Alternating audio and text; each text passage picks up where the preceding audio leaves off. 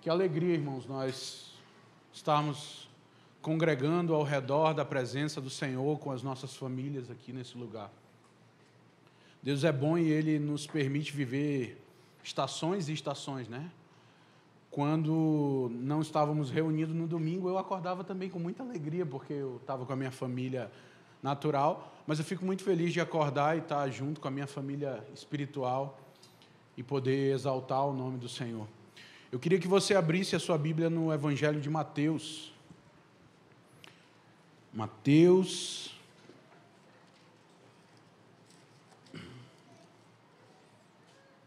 Ali no finzinho do Sermão da Montanha.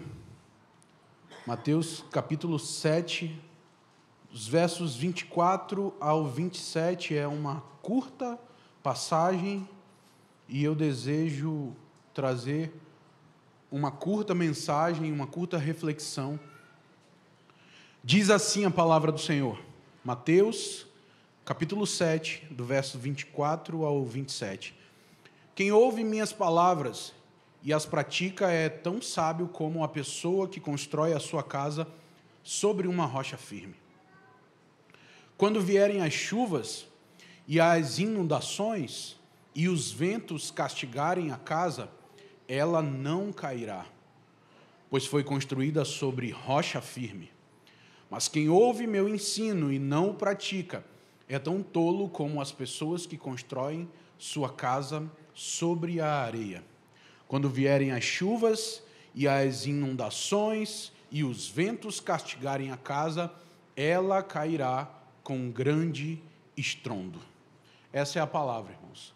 Pai, nós te pedimos, nos inspira. Abre os nossos olhos espirituais para compreender, abre a nossa mente para receber o teu ensino, Senhor. O que o Senhor está comunicando quando o Senhor, no fim do Sermão da Montanha, falou isso ao povo ali na Galileia. E o que o Senhor quer falar conosco nessa manhã aqui em Montemor, o que o Senhor quer falar com cada pai de família, com cada mãe, com cada jovem, com cada adolescente, com cada criança que aqui está, Senhor. Libera o teu Espírito para compreendermos a tua vontade nessa manhã, em nome do teu Filho Jesus. Irmãos, desde o Éden, nós temos uma capacidade singular de acreditar que nós estamos indo numa direção, quando, na verdade, os nossos pés estão nos levando numa outra direção. O nome mais da batalha espiritual para isso é espírito de engano. É muito comum a gente pensar sobre nós muito além do que convém. A gente pensa a respeito dos outros muito menos do que são e a respeito de nós muito mais do que são. Isso é bem da nossa mente fantasiosa e lúdica, né? Então a gente assiste os filmes, os desenhos, né? Você pode ver as crianças, elas veem a Barbie e elas querem se vestir com o vestido da Barbie. E elas acham que elas são a própria Barbie. Você vê as crianças assistem os super-heróis e eles querem a fantasia de super-herói. E eles acreditam que eles são aquele super-herói. Então, essa ideia fantasiosa, no contexto da infância, é super tranquilo. O que acontece é que a gente se torna adulto e continua nadando de braçada no engano. A gente continua viajando na maionese e acreditando ser algo que nem sempre nós somos.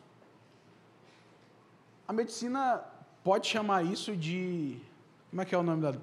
esquizofrenia. Entende?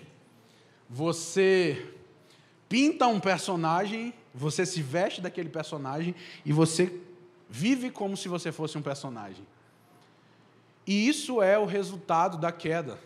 Isso é o resultado que o pecado provocou em nós. Nós construímos a nossa vida sobre bases que têm aparência de muita solidez, de muita segurança.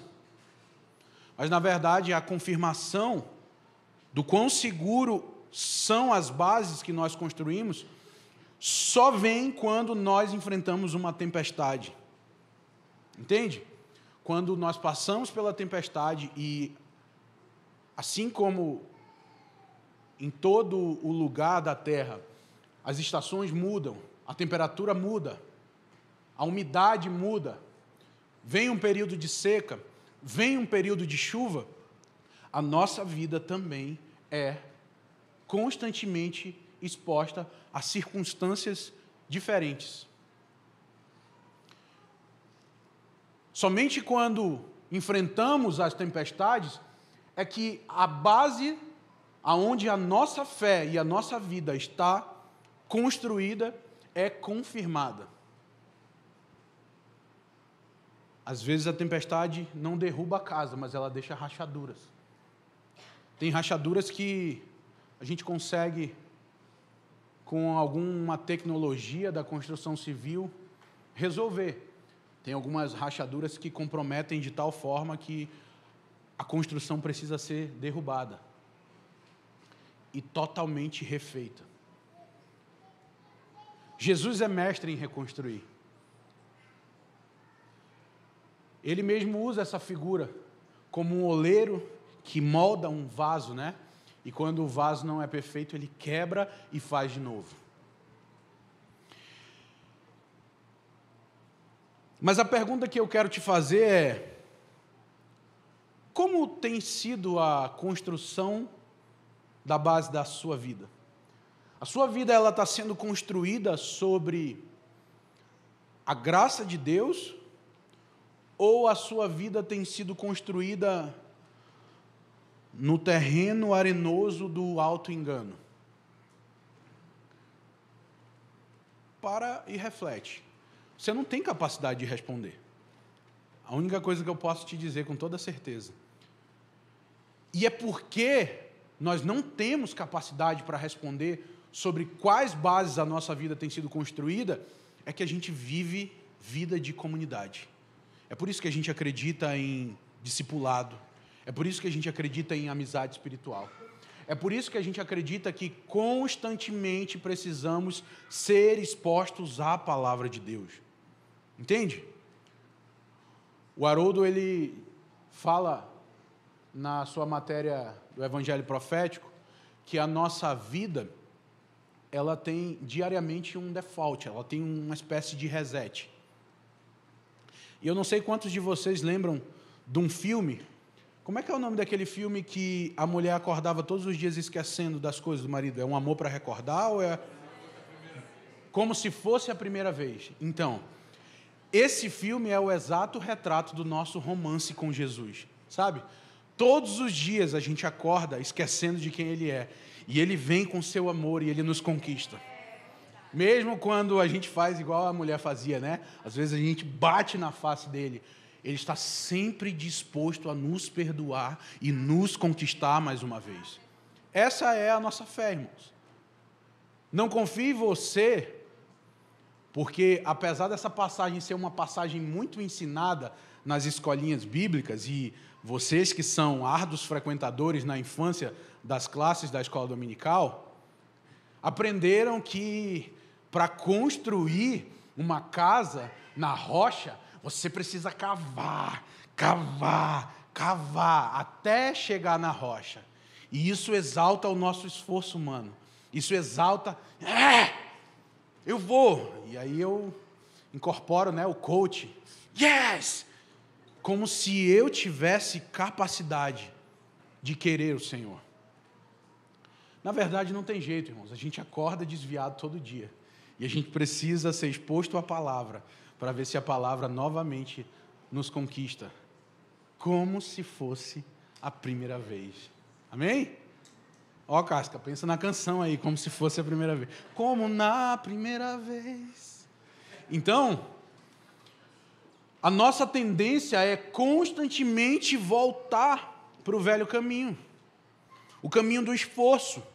A nossa tendência é naturalmente olhar para essa parábola e da forma como nos foi ensinada, dizer, é isso mesmo, Ivo, está certo, glória a Deus, aleluia, eu vou sair daqui, eu vou me esforçar, e essa semana eu vou fazer isso e aquilo. Mas peraí, para comigo e pensa, domingo passado, nós fomos expostos a uma palavra maravilhosa, E provavelmente no momento em que você foi tocado pela palavra, você deve ter gerado no mínimo algumas expectativas no seu coração. Ah, essa semana eu vou fazer isso, eu vou fazer aquilo, eu vou fazer aquilo, eu vou fazer aquilo outro. E eu falo que as promessas que a gente faz durante os cultos, elas não têm força para vencer o frango do almoço após o culto. O tempero do frango nos rouba das promessas. A gente esquece de louvar o Senhor e a sua obra e a gente louva o próprio frango. Glória a Deus por isso aqui. E aí, meu irmão, já era. Quando chega no domingo e vem um filho de Deus e lembra das promessas, o que vem na nossa cabeça provavelmente é o quê? Culpa e acusação. Eu não sei se você é assim. Eu não sei se você encontrou uma rocha firme de verdade para amarrar o barquinho da sua fé. Mas eu sou esse aí. Eu volto para o velho caminho. O velho caminho me puxa, sabe? O velho caminho me atrai igual o anel atraía o... Como é que é o nome dele? O Frodo? O Sméagol, sabe? O Sméagol. Vocês viram que eu sou bom de cinema, né, gente? Não me convidem para assistir filme, irmãos. Então, nós precisamos dessa comunhão, dessa exposição à palavra, porque é nesse lugar que nós somos relembrados daquilo que o Senhor fez por nós.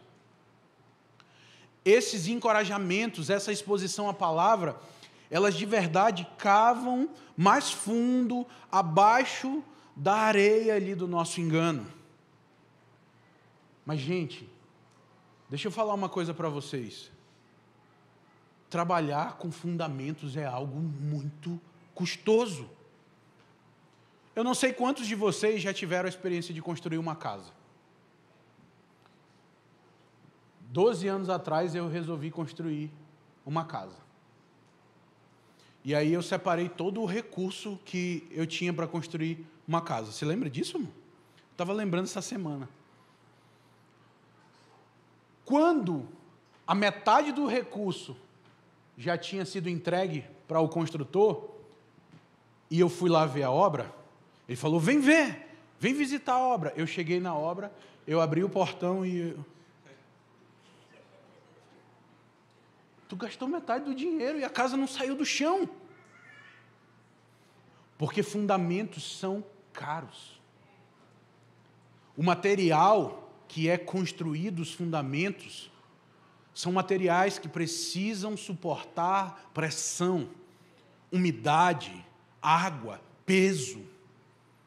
Trabalhar com fundamentos, então, é algo custoso. Trabalhar com fundamento é algo que não é bonito, tá? Visitar uma construção no fundamento é perigosa, entende? Trabalhar com os fundamentos gera muita pressão. E quando o nosso fundamento está sendo trabalhado, o nosso fundamento é trabalhado no lugar da nossa intimidade. Entende? É um lugar onde ninguém vê. Aquilo que você conhece da vida de alguém, você conhece daquilo que está acima da superfície. Entende? Mas para que uma estrutura esteja de pé, é necessário que exista algo que foi construído para baixo. Então, o verdadeiro fundamento, ele é construído num lugar secreto, abaixo da superfície, literalmente. E Paulo, em 1 Coríntios, no capítulo 3, no verso 12, ele diz assim, ó, se alguém sobre esse fundamento formar um edifício de ouro, prata, pedras preciosas, madeira, feno e palha. Paulo está chamando a atenção da igreja a respeito de cada um ver como constrói. E ele diz, se você for construído, saiba que aquilo que você construiu vai ser provado pelo fogo. Entende? todos nós estamos construindo alguma coisa. Qual é o fundamento? Qual é o material daquilo que está sendo construído? É opcional. Mas a prova daquilo que está sendo construído, essa não é opcional. Ela vai acontecer de verdade. Então, quando nós olhamos para essa passagem, Paulo classifica 2 tipos de materiais. Ele fala primeiro de ouro, prata e pedras preciosas. Depois ele fala de madeira, feno e palha. Olha que interessante. O primeiro grupo de materiais são materiais de alto custo, porque são materiais raros, que são encontrados em lugares extremamente difíceis de ser acessado. Porque ouro, prata e pedras preciosas são materiais que são formados no profundo da terra, debaixo de muita pressão, calor e com uma infinidade de reações químicas e não sei o que mais, que eu estou fugindo do meu campo de atuação. Mas o outro grupo de materiais que Paulo fala, madeira, 1 Coríntios 3. O outro grupo de materiais que Paulo fala é madeira, feno e palha. São materiais leves, são materiais de um custo não tão elevado, são materiais que são produzidos acima da superfície. A madeira, o feno, a palha, tudo está ali, ó. É mais barato, mas não tem capacidade ou força de sustentação e queima fácil no fogo. Então, o que suporta a tempestade é aquilo que é formado de verdade sob pressão. E foi a figura de um edifício que Jesus utilizou nessa parábola para finalizar o seu sermão da montanha. Jesus queria alertar os seus ouvintes da Galileia a respeito da importância da construção, de se trabalhar os fundamentos. E é interessante que o contexto ali é um contexto, meus amigos que já visitaram lá, sabem melhor do que eu, mas eu fiz uma tarefa de casa, fiz uma pesquisinha para entender como é que é a situação lá. E é uma região muito arenosa. Mas é uma região que no verão, essa areia se torna aparentemente sólida. Então, alguém que não quer empregar muito esforço, ele diz assim, não, vou sentar os tijolos aqui, vou construir minha casinha aqui. Facinho, legal. Mas o que Jesus faz nessa figura é comparar 2 homens, ok? 2 atitudes, 2 tipos de construção e 2 efeitos que a tempestade causa nessas construções. O primeiro homem, Jesus fala que ele vive com sabedoria, construindo sobre um fundamento firme. Jesus diz que ele ouve a palavra e ele caminha sobre ela. Ou seja, ele ouve a palavra e pratica. Na Bíblia, sabedoria é a capacidade que alguém tem de compreender alguma coisa e viver aquilo, ok? Por que eu estou falando disso? Porque no nosso contexto, sabedoria é saber coisas. E o que mais nós temos é mestres sobre todos os assuntos. Se você abrir o seu Instagram agora e você pesquisar sobre qualquer assunto, sobre ganhar dinheiro, sobre criar filhos, sobre qualquer coisa, irmão, você vai ter os influencers, os doutores do conhecimento sobre o assunto. Mas o mais interessante é que quando você observa bem essa geração, a pessoa está falando sobre enriquecimento rápido, só que ela é pobre. A pessoa está falando sobre assuntos bonitos, criação de filhos, mas a casa dela é um caos. Por quê? Porque basta conhecer o conceito para acreditar que domina aquilo. Mas, na verdade, na Bíblia, sabedoria é conhecer e praticar. E é isso que Jesus está falando a respeito desse homem. Esse homem ouviu a palavra e praticou. Ele não ousou confiar na sua força, no seu solo. Ok? Mas se mover sobre a palavra é talvez o ponto mais importante do cristianismo. Mas ao mesmo tempo é o nosso maior desafio. Se mover sobre a palavra, mas o que exatamente é a palavra, Ivo? Eu acho que João 1, ele deixa muito claro para a gente o que é a palavra. Ele diz, no princípio, aquele que é a palavra já existia. A palavra estava com Deus. A palavra era Deus.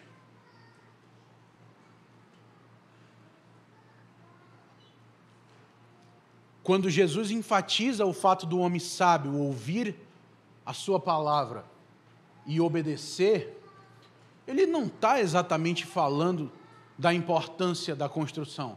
É claro que essa é uma das metáforas que Jesus mais utiliza em todos os evangelhos. Ele usa aqui, aparece muitas vezes em Efésios, ele fala sobre calcular antes de construir. Então Jesus utilizava a ideia de edificação, de construção, como uma ideia para apresentar de verdade o que era a verdadeira fé. Agora, o ponto é, quando nós pensamos em se mover pela palavra, o que nós deveríamos pensar era o quê? Relacionamento com Deus, intimidade, amizade, comunhão.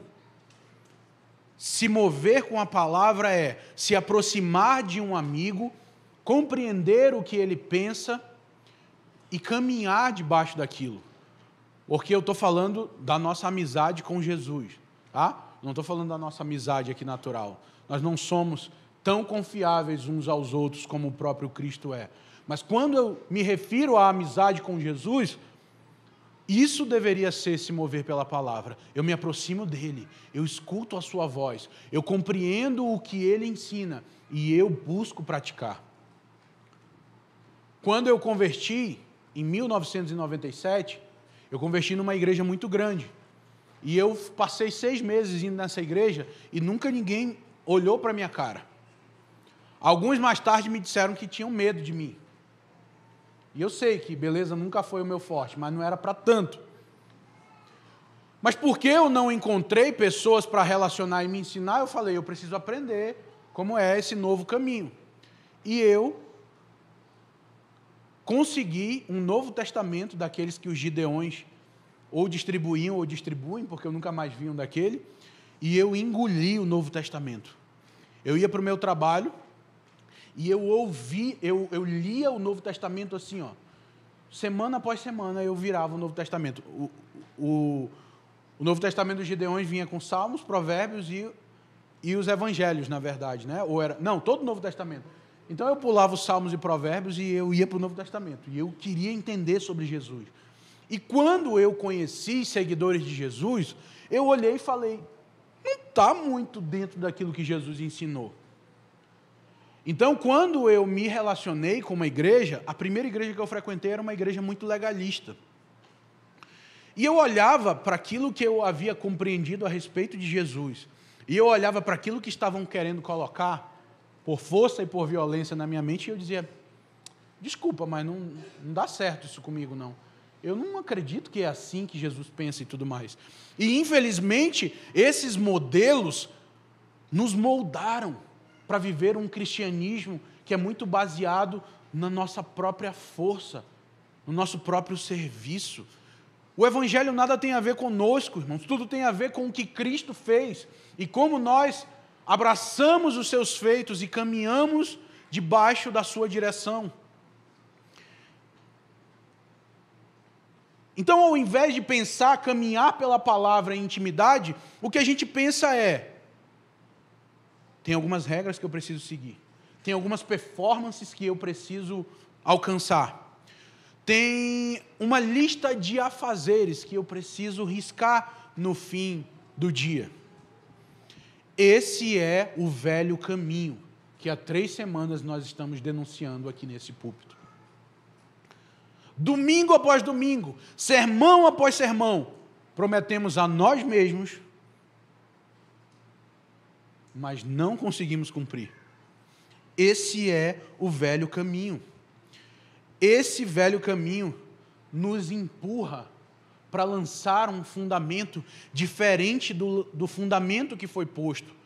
Porque Paulo mesmo falou isso na mesma passagem que eu acabei de ler, em 1 Coríntios capítulo 3, no verso 11, ele diz: ninguém pode pôr outro fundamento além do que já está posto, o qual é Jesus Cristo. Jesus é o verdadeiro fundamento. Nós precisamos analisar sobre qual base nós estamos construindo a nossa fé, a nossa vida. Ivo, mas a forma como você está apresentando não vai nos deixar muito libertino? Tudo é a graça, tudo é a graça? Irmão, provar do verdadeiro evangelho é beliscar a libertinagem. Mas se você beliscar ela e ficar lá, é um favor de Deus para você. Só prova que você nunca compreendeu a verdadeira mensagem da cruz. Então, se você gostou da libertinagem e ficou por lá, Deus te abençoe, querido. Esse é o melhor caminho para ir para o inferno. Ruim é você estar aqui domingo após domingo fazendo promessas, fazendo força durante a semana para ser um cristão bonitinho e, no fim de tudo, ainda ir para o inferno. Você entende?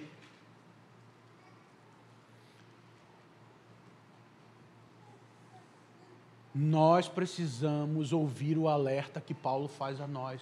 Cada um veja como constrói. Construir de verdade é uma tarefa árdua, irmão. A rocha é Cristo. Mas isso não nos isenta de responsabilidade. Soberania de Deus não anula responsabilidade pessoal. Cadê o Neto? O Neto estava me olhando agorinha aqui.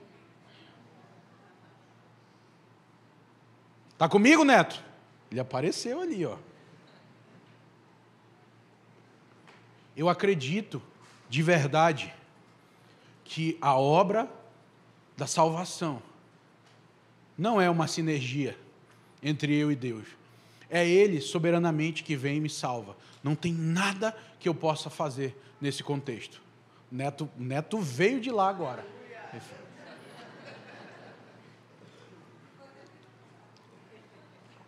Ficou até pentecostal. Tira essa boina agora. Isso daí é de reformado. Então, eu acredito de verdade nisso, irmãos. Mas isso não nos isenta da responsabilidade de construir sobre os fundamentos que já foram lançados. Ok? Então, quando nós olhamos para o primeiro homem que Jesus cita nessa passagem, nós vemos um homem sábio, construindo de forma sábia. Mas o segundo exemplo é um homem que constrói de maneira tola, sem se preocupar com os fundamentos. Não, o chão é sólido, está tranquilo, vai segurar a minha casa. Irmãos, o solo da nossa vida, o solo do nosso coração, não é um solo propício para a construção que Deus quer fazer em nós. Amém? Você quer uma coisa muito importante para você aprender hoje? Maldito o homem que confia no homem. Não confie em você mesmo. Ok? Você não é confiável. Ah, Ivo, agora você está alimentando a minha depressão. É verdade, querido. Você vai vencer a sua depressão, fica tranquilo. Não adianta pedir para Deus mudar o solo do teu coração. Deus, muda meu coração. É bonitinha a oração. Mas eu não acho que é bíblica, não. Porque eu acho que não dá para mudar, não. A raiz é podre. Você não precisa ter o seu coração mudado. Você precisa ter o seu coração transplantado. Você precisa de um coração novo. Você precisa o coração dele batendo no lugar do seu coração. Ok? A rocha que o homem sábio construiu a sua casa é a rocha que os salmistas exaltam em vários momentos. A rocha da nossa salvação, a nossa rocha e fortaleza, o nosso socorro bem presente na hora da angústia. A palavra que o homem sábio praticou foi de confiar que ele não era digno, mas abraçar a dignidade de Deus com todas as forças.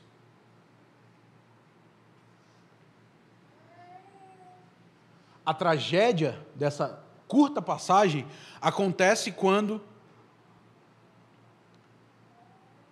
por essa arrogância pessoal, não permitimos que a construção que Deus está fazendo em nós seja feita sobre os alicerces que Ele mesmo colocou. Sabe? Aquela passagem diz que aquele que começou a boa obra, Ele é fiel para cumprir. Eu acredito que é Deus que está fazendo uma obra em nós. Mas Ele chega como o construtor e Ele pergunta, aonde é que é para construir aqui? E aí é a gente que meio que baliza assim, ó, constrói bem aqui. E Ele está falando a palavra, vai cair. Não, Jesus, confia em mim. Lembrei da piada do Vitinho domingo passado. Está comigo, está com Deus. Só que Jesus fazer essa piada estava certo, a gente não. Ok? Parece que a gente está dizendo assim, Jesus, vem e constrói aquilo que o Senhor quer fazer. Mas aqui, ó, no lugar que eu quero. Tá bom? Do jeito que eu quero.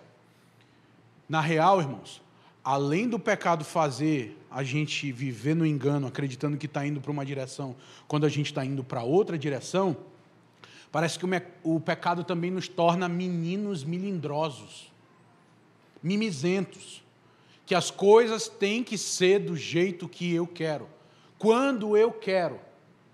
Faz sentido para você ou eu só prego para mim mesmo, irmãos? Se só fizer sentido para mim, irmão, tudo bem, eu estou sendo edificado me ouvindo. Eu vou sair mais crente. E você me perdoa, só gastei a hora de vocês. Mas é dessa forma que eu vejo o Senhor apresentando o coração dele para os seus discípulos na Galileia. E ele desejou que esse ensino fosse conhecido a nós hoje ainda. Tem algo que ele quer comunicar a nós hoje.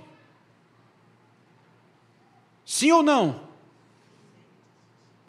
Quando nós não ouvimos e construímos com base em nós mesmos, é bem tranquilo, irmãos. Pensa numa vida boa. É ser evangélico. Eu vou para o culto no domingo, eu recebo uma palavra de vitória. E eu volto para minha casa e eu boto novamente os louvores dos cânticos de vitória e eu passo o dia cantando vitória, agora é só vitória, agora é só vitória, e acabou. A luta acabou, tudo foi embora, agora é só vitória. Entende? Essa é uma vida fácil, mas não é essa a vida. A Vitória está com vergonha ali, porque que agora é só a vitória. Foi. É que, amiga, eu tento amar todo mundo enquanto eu prego, eu fico assim, igual um louco. Mas viver o cristianismo é permitir que as pressões da vida comunitária tornem o fundamento do nosso coração um fundamento sólido. Então, se você nunca recebeu uma visita que apontou o dedo na sua cara e disse que você estava errado, você não é crente não, gente. Porque, irmãos, eu lembro que eu fiquei anos na igreja evangélica e eu era líder na igreja evangélica. E foram ali uns 16 anos. E quando eu cheguei aqui nesta bendita cidade, um dia um irmão bate na portinha da minha casa e bota o dedo na minha cara falando a respeito de como eu criava os meus filhos. E eu pensei, eu tenho condição de te matar com um soco só. E eu vou falar que foi um acidente, Deus te visitou aqui na porta da minha casa e te levou. E foi tão doído naquele primeiro momento, mas hoje eu sou tão grato, eu me sinto tão privilegiado, como disse o Rodolfo, de estar num contexto onde as pessoas vão olhar para a minha vida, para a minha criação dos meus filhos, para a forma como eu ganho dinheiro, como eu gasto dinheiro, como eu vivo minha vida, e vão falar se as coisas que eu estou fazendo não glorificam a Ele. E apesar de doído ouvir essas coisas me ajudam a me tornar cada vez mais parecidos com Jesus. Entende? Mas é muito mais fácil ouvir uma pregação que diz assim, ó, você vai para a sua casa e cumpra esses 12 passos, e a bênção de Deus vai vir sobre você. O problema, irmãos, é que um dia virão chuvas. Um dia virão inundações. Um dia virão ventos sobre nós. Nesses momentos, as nossas necessidades não serão atendidas. Nós não vamos ver valor na nossa vida. Ok? Porque quando a gente está subindo, irmãos, a química do nosso corpo faz um negócio assim, ó, dentro de nós, uau. Agora é só vitória. Mas quando a nossa vida está indo ladeira abaixo, irmãos, a química do nosso corpo também, irmão, produz uns negócios na física do nosso corpo. O ombro cai, a cabeça baixa, a testa franze, né? E aí, irmão, a casa cai de verdade. Murmuração, tristeza, desespero, ódio. É só a ruína que sobra da nossa velha casinha, que foi construída sem fundamento. Então, irmãos, eu estou concluindo já, tá? Porque eu estou igual a Azul. Aqui nós temos o compromisso que você almoce cedo todo domingo. Essa passagem, ela é muito enfatizada exatamente para trazer base de esforço humano. Mas quando essa passagem é enfatizada dessa forma, os méritos de Cristo são desprezados. Jesus, nessa passagem, está convidando seus ouvintes a lançar a confiança deles na rocha da salvação e não confiar em si mesmo. É plenamente possível viver com uma aparência de piedade, de que está tudo bem, quando a nossa confiança está no nosso desempenho, na nossa performance, no nosso esforço. É possível conhecer o valor, o amor de Deus como portador da imagem dele, reconhecer a perfeita obra de Cristo na cruz, cantar louvores com força e intensidade aqui, entende? Mas mesmo assim viver debaixo de uma carga. E eu quero te convidar para já ficar de pé agora.